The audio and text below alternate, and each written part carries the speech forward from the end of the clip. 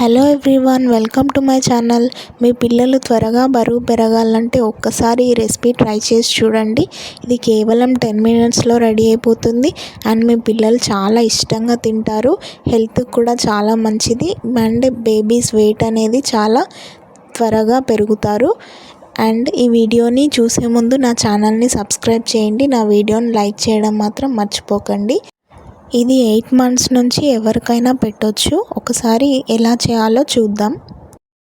First ఒక చిన్న cooker తీసుకొని దాంట్లో ఒక 1 స్పూన్ నెయ్యి వేసుకోవాలి. నెయ్యి కొంచెం వేడవనివ్వాలి.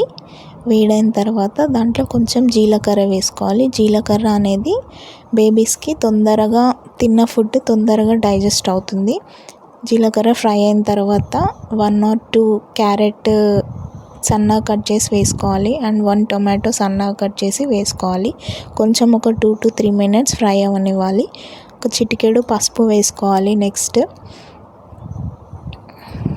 తర్వాత రైస్ అండ్ పెసరపప్పు వేసుకోవాలి. నేను 1:2 రేషియోలో వేసుకున్నాను. ఒక చిన్న కప్పు పెసరపప్పు వేసుకుంటే 2 cups రైస్ వేసుకున్నాను. నెక్స్ట్ దాంట్లో ఒక 2 glasses వాటర్ పోసుకోవాలి. చిటికెడు సాల్ట్ వేసుకోవాలి. 1 year అబోవ్ అయితే సాల్ట్ అండ్ కారం వేసుకోవచ్చు. చిటికెడు 1 year బిలో అయితే వేయకపోవడమే బెటర్.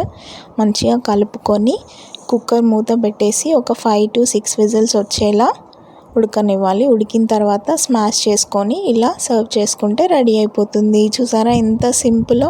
మీ బేబీస్ చాలా ఇష్టంగా తింటారు. ఇది ఒక్కసారి ట్రై చేసి చూడండి.